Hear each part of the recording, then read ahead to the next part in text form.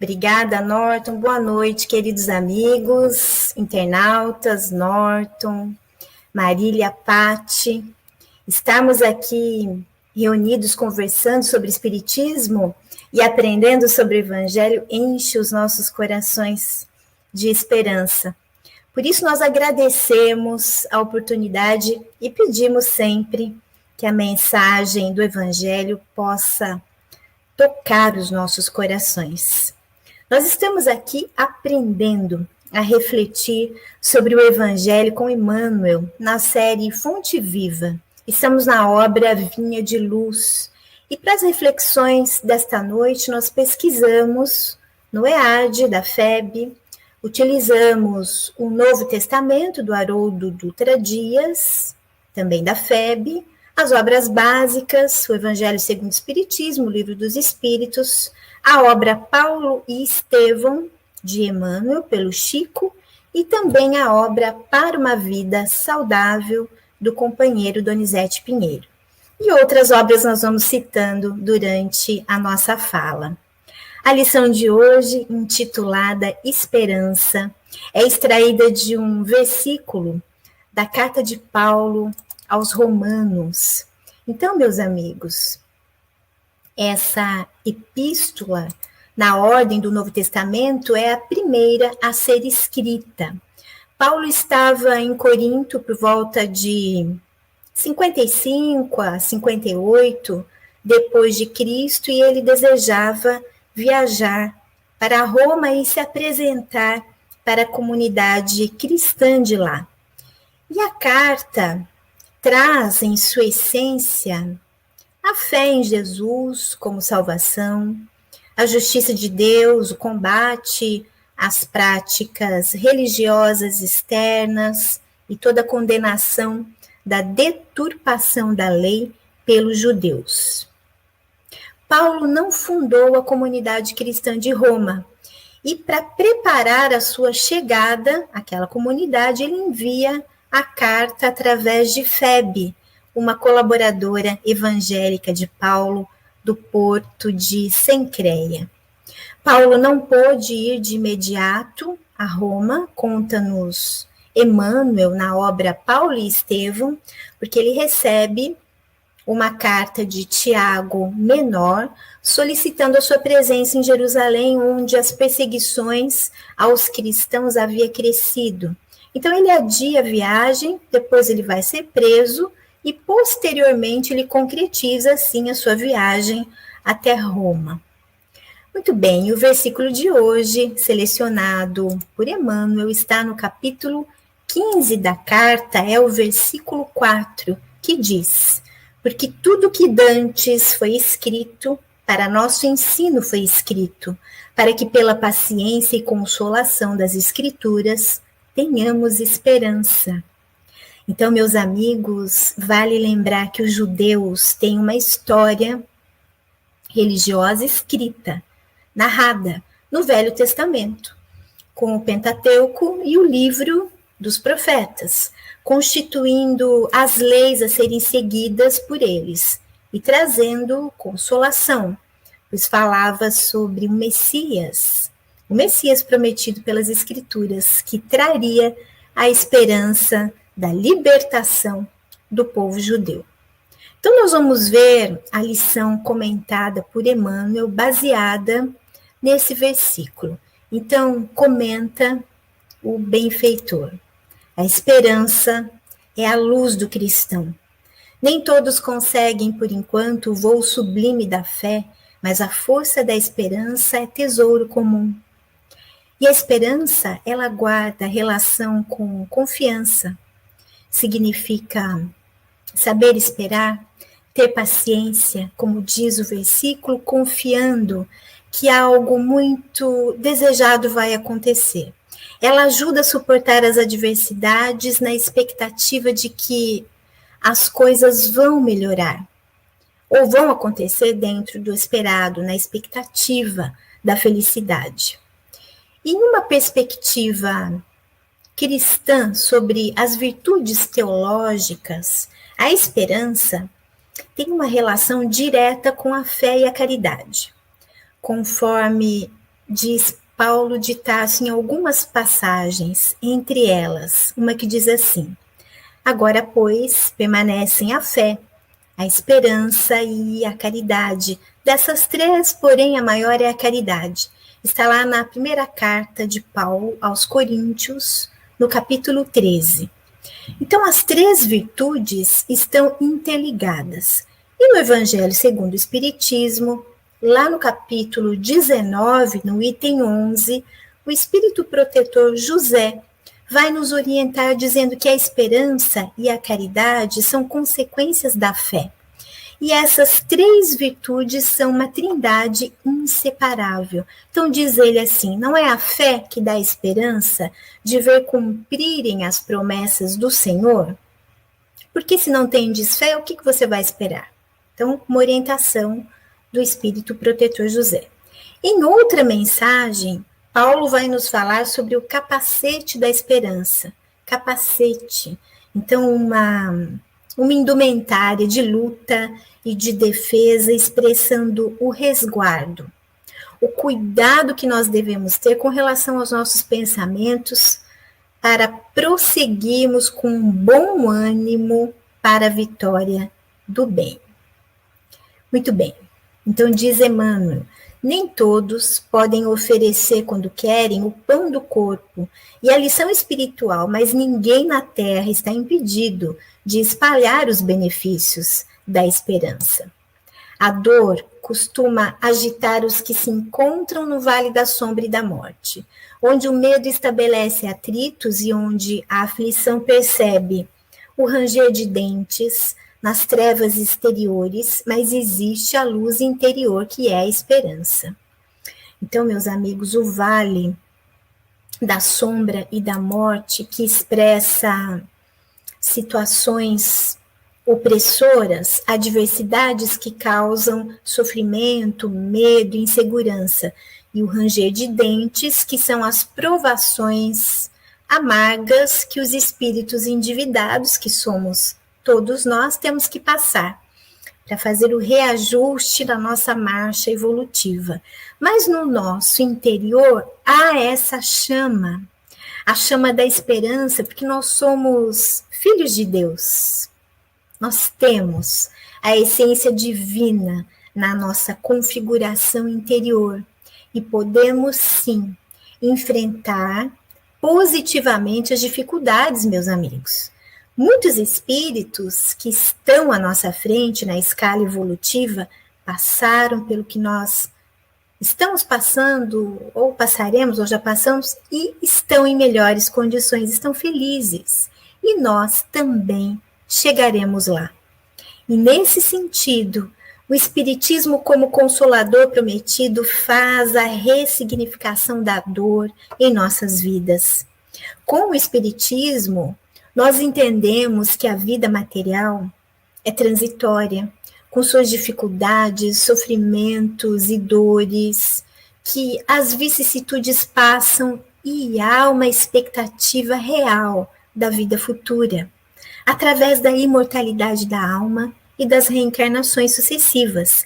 E com essa compreensão, nós temos a fé raciocinada, que constrói e sustenta a esperança, funcionando como motivação para prosseguirmos com uma postura proativa, positiva, otimista de enfrentamento da vida.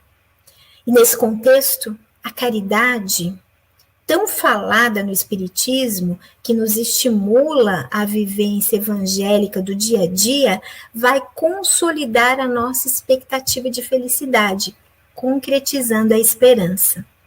Então, meus amigos, Emmanuel, no livro da Esperança, vai nos dizer que, com a interpretação do Evangelho à luz do Espiritismo, nós podemos ouvir Jesus no âmago da alma e repetir com segurança: aquele que me segue não anda em trevas. Olha só, ele nos deixou um roteiro de esperança, de amor, e é do nosso interesse evolutivo seguir as suas orientações. Então, Emmanuel vai nos dizer que a negação humana declara falências, lavra atestados de impossibilidade, traça inextricáveis labirintos. No entanto, a esperança vem de cima, à maneira do sol, que ilumina do alto e alimenta as sementeiras novas, desperta propósitos diferentes, cria modificações redentoras e descerra visões mais altas. Então vejam, a negação ou o negativismo, no sentido de uma visão pessimista do mundo. E para sair disso, meus amigos, Jesus nos traz uma mensagem de esperança, através da sua exemplificação, com orientações que são fundamentais no Sermão do Monte, pelas bem-aventuranças que nos estimulam a dominar o desânimo, quando o fardo estiver pesado. Então, lembremos das suas sublimes instruções. Meu fardo é leve e o meu jugo é suave. Olha, meus amigos, o fardo pesado é fruto das nossas más escolhas, dos nossos vícios que ainda insistimos em carregar, da vontade mal dirigida para as coisas que não têm importância, reclamações, revolta, impaciência, dos lixos mentais e tantos outros pesos que sobrecarregam a nossa alma. Mas quando nós voltamos para a compreensão e para o seguimento do Evangelho, as coisas ficam mais leves, porque Jesus nos direciona para a busca da afetividade, do alto amor, do amor ao outro, para uma nova perspectiva com relação às situações difíceis, às pessoas e com relação ao nosso contexto espiritual. Então, Emmanuel continua: a noite espera o dia, a flor o fruto, o verme o porvir. O homem, ainda mesmo que se mergulhe na descrença, ou na dúvida, na lágrima, ou na dilaceração, será socorrido por Deus com a indicação do futuro. Então, olhem, a noite espera o dia, a flor o fruto, e nós não queremos esperar nada. E esperar com paciência tem íntima ligação com a esperança. Então, desenvolver a paciência é fundamental para nós enfrentarmos a vida. Paciência significa aprender a esperar, a tolerar e compreender. E vai sendo conquistada nas pequenas contrariedades do dia a dia, no contato com as pessoas que nós achamos que são difíceis, com as pessoas impacientes, ou quando nós passamos por uma doença difícil, ou aguardando um emprego que demora, um trabalho ou um estudo que requer um pouco mais de dedicação da nossa parte, e assim por diante. Mas nós devemos persistir, sem irritação, com serenidade, sem destempero. Nós sempre somos sustentados pelo plano espiritual, meus amigos. Mesmo que nós estejamos na descrença ou no sofrimento, nós temos o amparo da espiritualidade amiga. Então, Jesus, na condição de mestre divino, sabe que os aprendizes nem sempre poderão acertar inteiramente, que os erros são próprios da escola evolutiva e por isso mesmo a esperança é um dos cânticos sublimes do seu evangelho de amor. Portanto, nós devemos seguir confiantes, renovando a esperança, porque nós sempre teremos novas oportunidades de refazimento. Esse é o sentido do esperançar, que significa agir com positividade e não simplesmente esperar que as coisas aconteçam, que caiam do céu. Então, significa ir atrás, significa realizar, trabalhar no bem.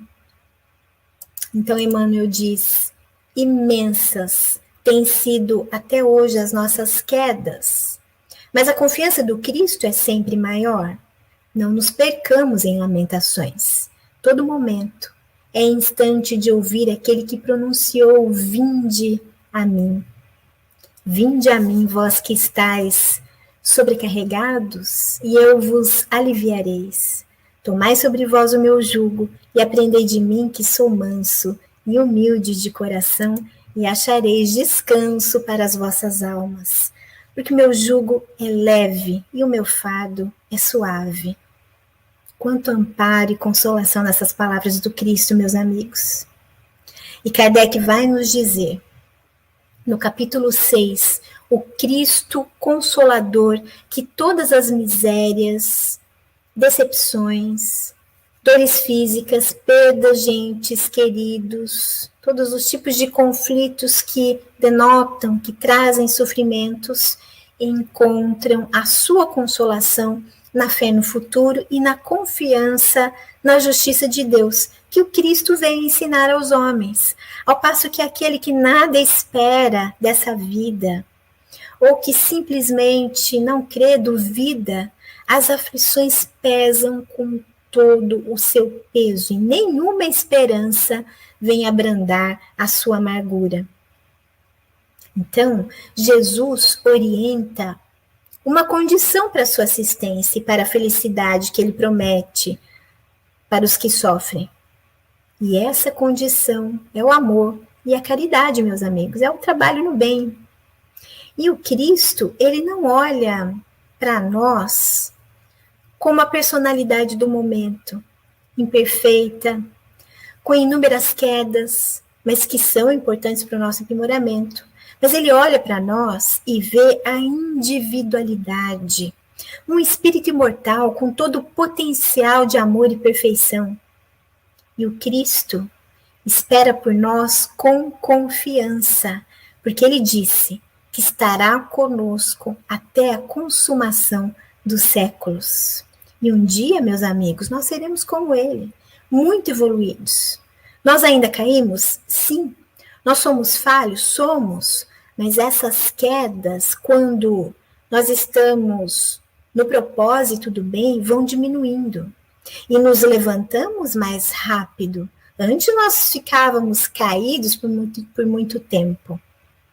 Portanto, diz Emmanuel, levantemo-nos e prossigamos convictos de que o Senhor nos ofereceu a luz da esperança, a fim de acendermos em nós mesmos a luz da santificação espiritual. Ele orientou ao fim do Sermão do Monte aos seus discípulos: vós sois a luz do mundo. Esse estímulo também é para nós, é luz da esperança, para que nós empreguemos as qualidades, as potencialidades, sem nos deixarmos corromper o sal da terra, sem ocultar os valores espirituais, luz do mundo. E dessa maneira, meus amigos, acenderemos em nós a luz da evolução espiritual. Portanto, conforme orientação de Emmanuel, no prefácio do livro Esperança e Luz, psicografado pelo Chico, ele vai nos dizer: a esperança é a força de compreender e esperar. Então, em meio a esse período de transição e transformação, permeado por tantas dificuldades políticas, sociais, econômicas, nós estamos num período turbulento, estamos vivendo assim. Saibamos esperar no sentido de esperançar, acendendo essa luz interna que todos nós temos pelo Evangelho do Cristo, buscando o equilíbrio, trabalhando no bem, resolvendo as questões, uma coisa de cada vez, na medida do que é possível, sendo úteis, observando os conselhos tão interessantes do espírito Abigail, no livro Paulo e Estevão, também de Emmanuel, pela psicografia do Chico, em resposta aos questionamentos de Saulo de Tarso frente a tantas dificuldades que ele enfrentava, Abigail, sua noiva espiritual, vai orientar: ama, trabalha, espera e perdoa. E quando Paulo pergunta a Abigail sobre o que fazer, que providências adotar contra o desânimo destruidor. E ela responde: espera.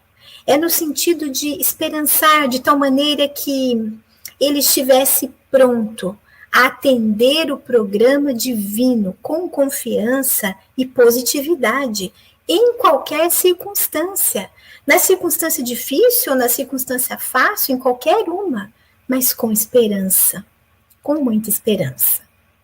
Então, meus amigos, prossigamos com esperança, firmes no trabalho, com Jesus nos corações, na certeza de que dias muito melhores virão com a nossa semeadura no bem, para que nós possamos colher bons frutos amanhã, já que estamos tendo agora uma situação melhor com a pandemia. Nós estamos sendo vacinados, há uma diminuição dos casos graves, dos óbitos, as coisas estão melhorando.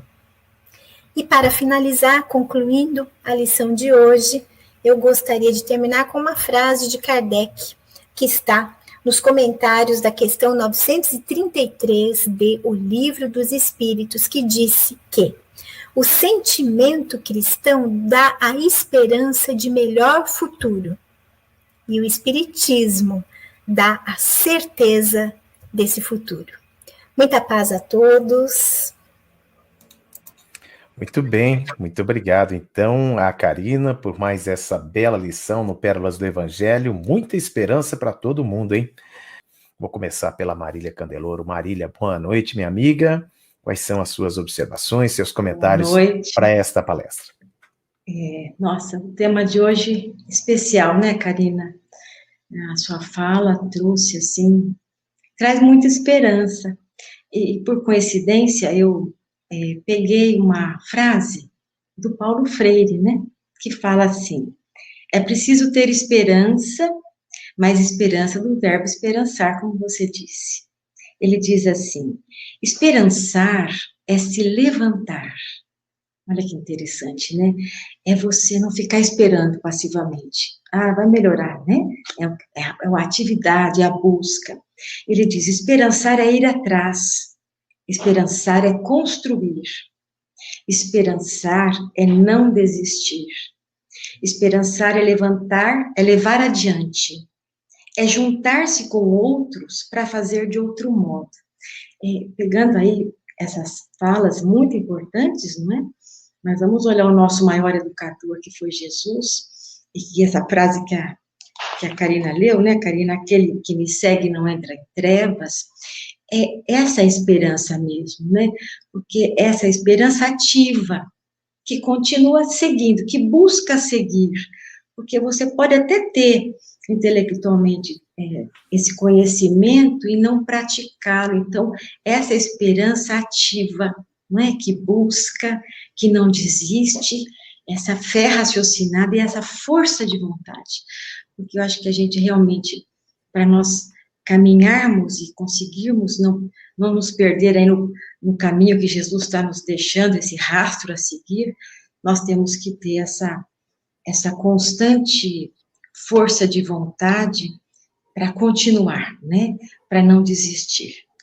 Essa esperança aí mesmo do verbo esperançar.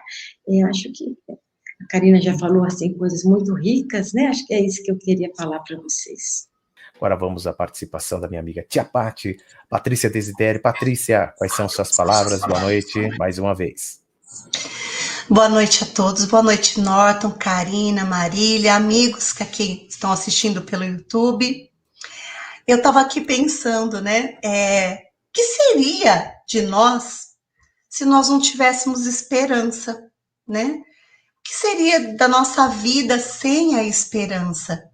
Né? E como a Marília bem trouxe também, a Karina, uma esperança ativa. Não adianta a gente ficar esperando que as coisas aconteçam sem que nós também nos mobilizemos para isso, né? Então, eu penso na esperança quando eu faço algo para uma outra pessoa. Eu penso na esperança quando eu não penso só em mim, quando eu penso nas pessoas que estão à minha volta. Eu tenho a esperança quando eu vejo as crianças do projeto, né, se desenvolvendo, do projeto Semear. Eu vejo a esperança quando eu vejo as crianças da evangelização, né, vendo a palavra, ouvindo a palavra de Jesus e colocando em prática. Então, eu acho que a esperança é que nos move. A fé é essa esperança, a esperança de um mundo melhor, a esperança de estarmos num lugar melhor, junto de Jesus. E a doutrina é maravilhosa, porque ela nos traz isso. Ela nos dá a certeza, como disse a Karina, de que esse lugar existe. E que essa esperança fique no nosso coração, que um dia nós vamos estar lá, junto com o Mestre Jesus. Muito obrigado, viu, Paty, pelas suas palavras mais uma vez. Vamos para mais um comentário aqui. A Ana Maria Saraiva, ela diz: parabéns, Karina. É um presente de ouvir falar de esperança nesta noite. Que possamos ter esperança de ouvir o Cristo no âmago da alma. Muito bem, muito obrigado, viu, Ana, pela sua mensagem aí.